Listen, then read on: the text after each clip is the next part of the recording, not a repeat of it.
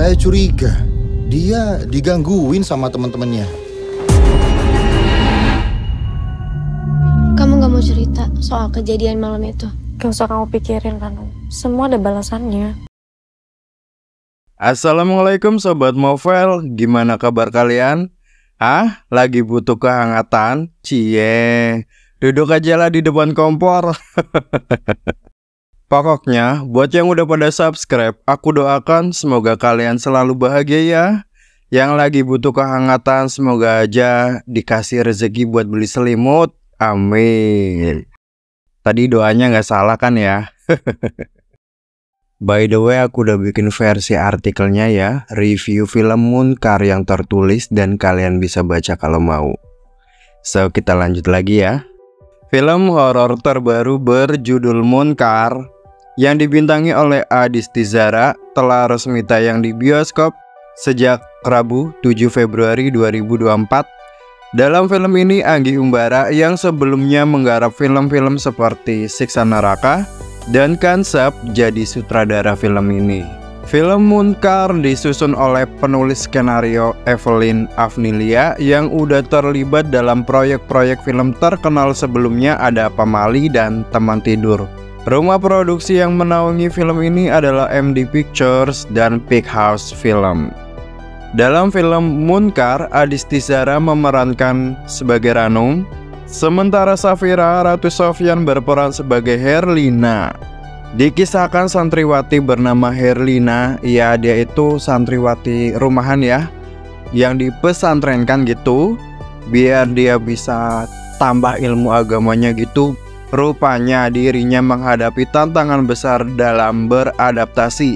Di pesantren tempat Herlina memperdalam ilmu agama, rupanya ada sistem hukuman kalau ada santri yang enggak melakukan aktivitas santri sebagaimana mestinya.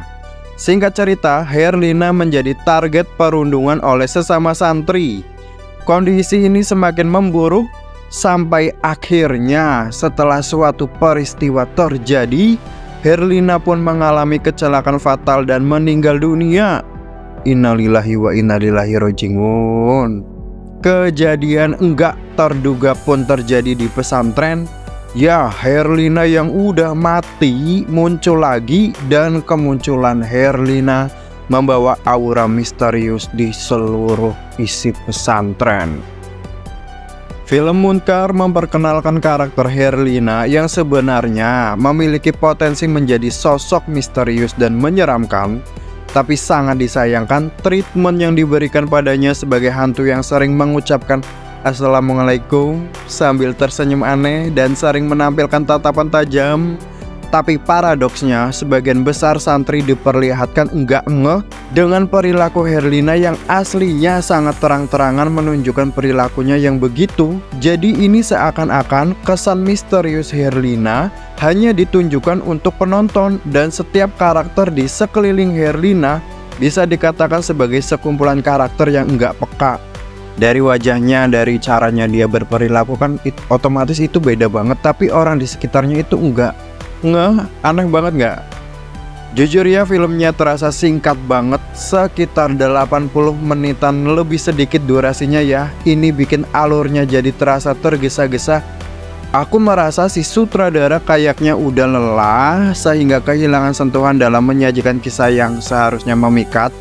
Karena materinya juga udah bagus, ini cerita yang udah viral dari dulu-dulu ya sebenarnya. Dan Adisti Zara yang fotonya sendiri terpampang di poster dan terdaftar namanya sebagai salah satu pemeran utama, sayangnya enggak mampu memberikan performa yang maksimal. Perannya terasa terpinggirkan dan karakter yang dibawakannya kayak terabaikan gitu. Seolah-olah Sarah hanya untuk muncul saja di film biar menarik fans tanpa memberikan kedalaman karakter dan emosinya. Parah sih, aku agak menyesal nonton film ini, dan pada dasarnya apa yang terkandung dalam film dengan trailernya yang sudah beredar bisa ku bilang sama, yaitu sama-sama kurang menarik.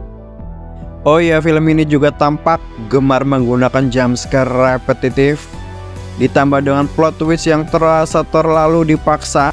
Upaya untuk menyajikan cerita yang berbeda dari peristiwa nyata terkesan kurang berhasil. dan justru menunjukkan keenggak mampuan dalam mengembangkan ide tersebut dengan baik. Gini loh, setiap penonton yang udah beli tiket nonton filmnya punya hak untuk mengutarakan kesan-kesannya ya. Meskipun review ini mencerminkan keenggakpuasan terhadap beberapa aspek film, bisa jadi ada orang yang menilai berbeda dariku, dan itu nggak masalah. Dengan segala kekurangannya Munkar, yang aku hanya menikmati penampilan Adisti Zara yang tampil beda dari film-film biasanya, maka aku kasih skor 3,5 dari 10.